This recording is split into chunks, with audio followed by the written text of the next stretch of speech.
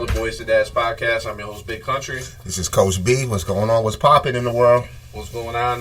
We're excited to be back. We had a long hiatus. We took a well-deserved about 6-7 weeks off. Not because we didn't want to bring you content, but because life. Yeah. I transitioned to the high school, so and I'm in my last class for my master's degree. So I've been really busy with that. Just getting involved with my son's football season, back involved with the Boys and Girls Club, getting the school year started off. Life.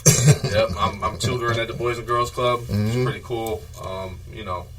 Trying to pay these bills. My son's in school. Your son's in school and football, so it's like triple threat. Yep. Not only do you got the bills, but you got the travel. Yes. So there's exciting changes, but at the same time, something has to give, right? And so we made a decision to kind of, ease back into this second season. Yep. And as always, this is the barbershop meets the therapy chair, right? It's a place where we talk about a lot of different things that come up, and from serious matters like fatherhood, raising your children, to, top 50 hip-hop artists, picking the winners of the preseason football one we did, yep. And we're going to have it coming up for basketball soon. Basketball starts at the end of this month, so we'll do a little, preseason hype.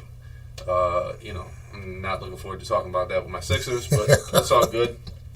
And, part of the podcast is talking about, things that really, as we move forward, we start to see things come together. And we're like, we should talk about this. And one of the things near to my heart, and I know yours, is parental involvement in school. Yes.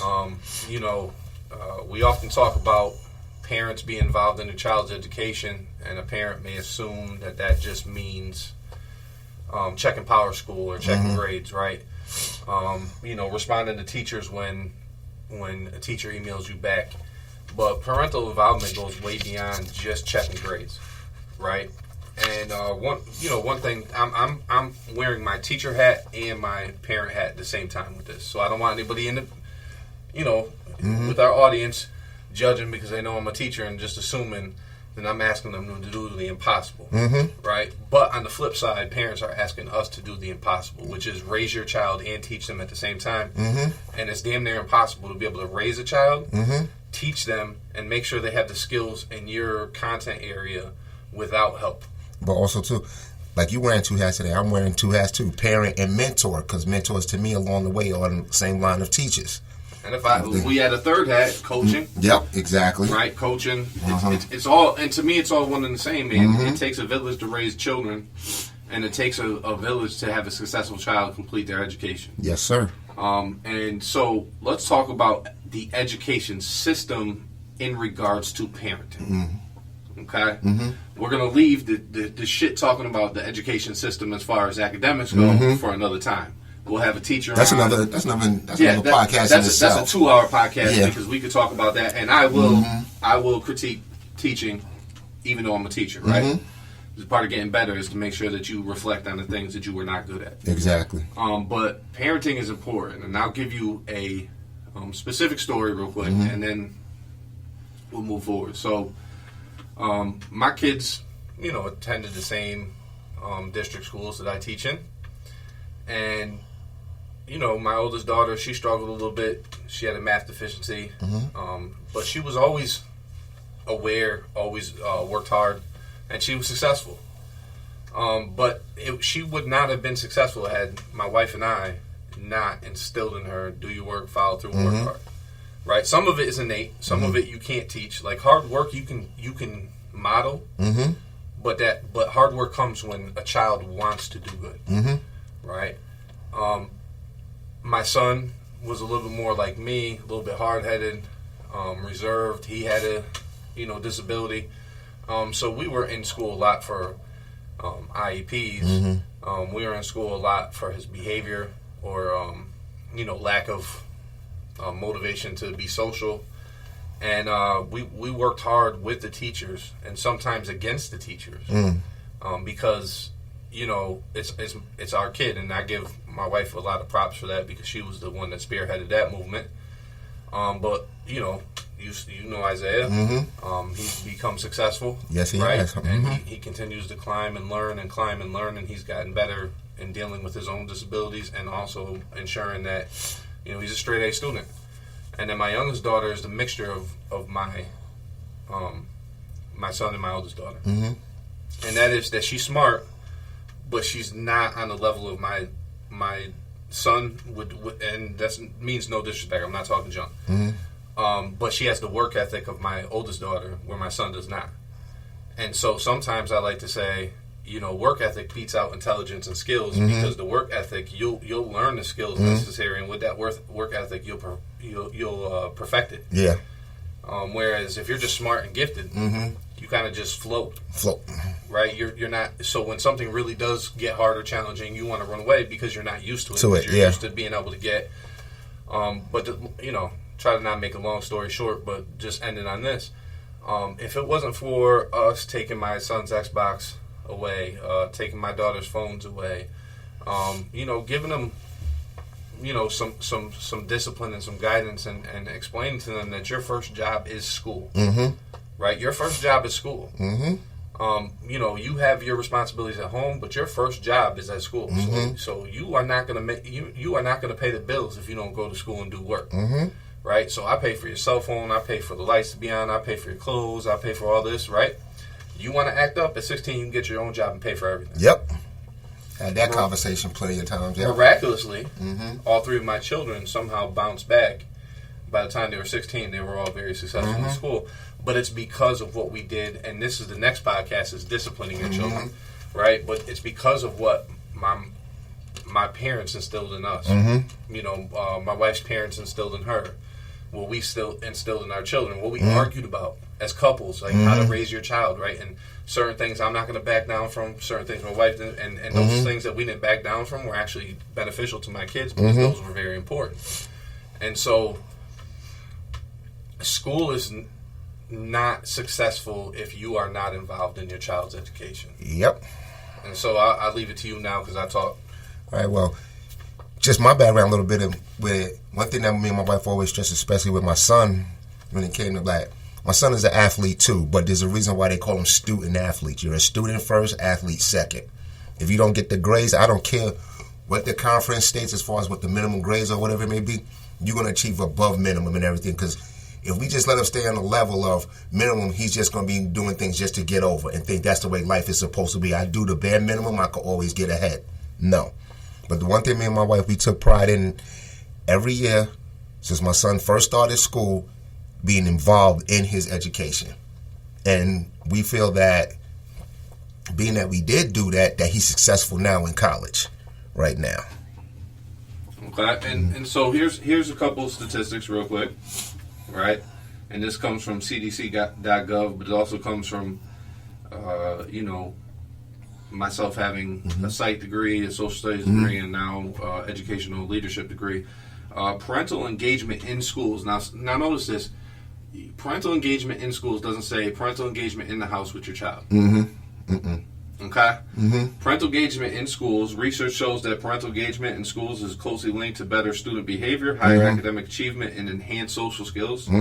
Parental engagement also makes it more likely that children and adolescents will avoid unhealthy behaviors such as sexual risk behaviors and substance use. And we can talk about that now, because this vaping and smoking weed in school is out of control. At the elementary school level, but go ahead. Yeah, efforts to improve child and adolescent health have typically addressed specific health risk behaviors such as tobacco use or violence. Here's what I mean by parental engagement in schools. You forgot one thing off that list, though, too. Reduce absenteeism. Reduce that. To me, that's important, because it sets the foundation from them when they get into their adult lives and things like that. You just can't be calling out of work. Yeah, you got to show up. Yeah, you got to show up. You got to be there, or else you're not going to be successful. Yeah, and here's the thing, parents. I want to say something right now as a professional and as a parent.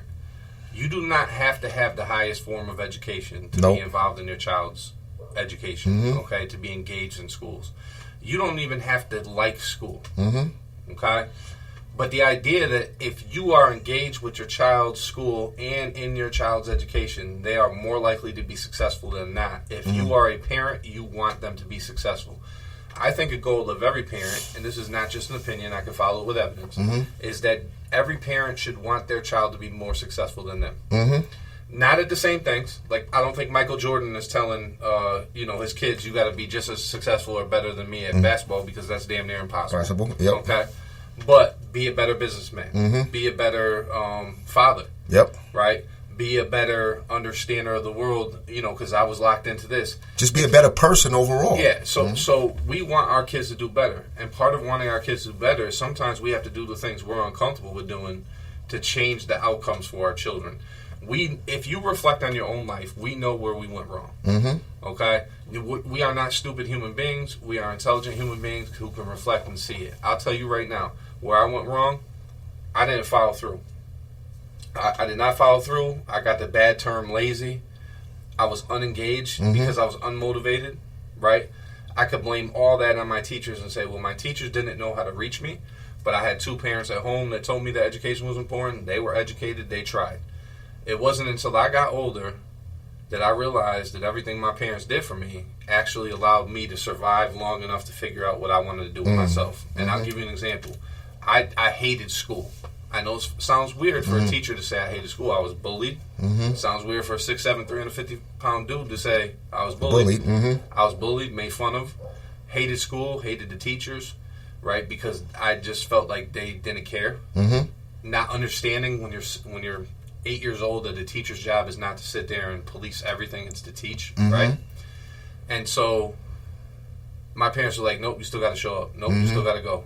Nope, I understand it's painful. Sometimes you got to walk away from people saying stuff about you. The rest of your life, people are going to form opinions and have feelings about you. If you went and punched every person in the face that made a negative comment about you, you'd be dead or in jail. Yep. Right? And so my father and mother always said that. Right? Was it the right thing to do? I would say the way I turned out now, at 45 years old, I would say yes. Could I have used some more support outside of my house? Yes. But I found basketball, I found music, and those two things also gave me the common tools necessary to not flip out in the world, right? But they made me show up. And so just sitting in the classroom, even if I was counting the bricks on the wall while the teacher was talking, your brain doesn't shut off because you're tired. Yep. Your brain is still going to hear and learn things even if you don't want to because you're there. So I always say to parents, listen, your son or daughter might make 1,000 excuses why they can't show up to work or school, right? Unless it's detrimental, send them to school. And I mean, unless they're sick, or there's a serious mental health issue, which the school should also know about so that we can, have supports when they get there.